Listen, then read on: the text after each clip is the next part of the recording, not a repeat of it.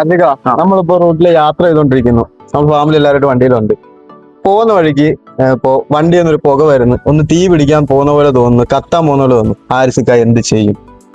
First ഞാനിപ്പോ ആദ്യം ചെയ്യുന്നത് എന്നാന്ന് വെച്ച് കഴിഞ്ഞാൽ നമ്മുടെ വണ്ടിക്കകത്തുള്ള ഒരു വെള്ളം, എന്തെങ്കിലും ബോട്ടിൽ വെള്ളം ഉണ്ടെങ്കിൽ അതെടുത്ത് ഒഴിക്കാനേ നോക്കത്തുള്ളൂ. വളരെ തെറ്റാ ചെയ്യുന്നത്.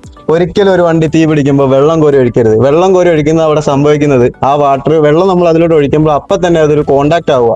ആ കോണ്ടാക്ട് ആയി കഴിഞ്ഞാൽ ഒന്നും കൂടെ തീ പിടിക്കാനുള്ള സാധ്യത കൂടത്തേ ഉള്ളൂ. ഫസ്റ്റ് നമ്മൾ ചെയ്യുന്ന ഒരു 10ന്റെ സ്പാനർ, 10-11 സ്പാനർ. ഓൾമോസ്റ്റ് എല്ലാ വണ്ടിക്കും 10ന്റെ ബാറ്ററി ഫിറ്റിംഗിലായിരിക്കും വരുന്നത്. ഒരു 10ന്റെ സ്പാനർ വെച്ച് അത് അഴിച്ചെടുക്കുക. ഒരു ബാറ്ററി ടെർമിനൽ ഫസ്റ്റ് റിമൂവ് ചെയ്യുക.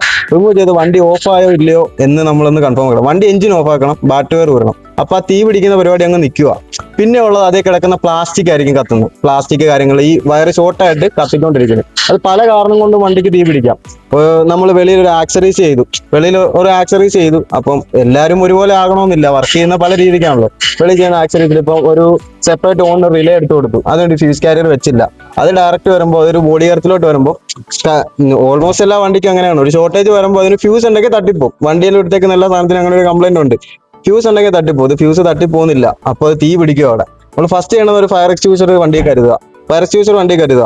തീ പിടിക്കാനടുത്ത് ഫസ്റ്റ് ഈ തീ പിടിക്കാൻ തുടങ്ങുന്നു എന്ന് തോന്നുമ്പോൾ നമ്മൾ പോയി ബാറ്ററി വയർ ഊരി വിട്ട് വണ്ടി എഞ്ചിൻ ഓഫായെന്ന് ഉറപ്പാവുകയാണെങ്കിൽ നമുക്ക് ബാക്കി കാര്യങ്ങൾ ചെയ്യാം. അല്ല പിന്നെ വണ്ടി തീ പിടിക്കാതെ ഇരിക്കാൻ പല കാര്യങ്ങളുണ്ട്. അത് ഞാൻ പറഞ്ഞുതരാം.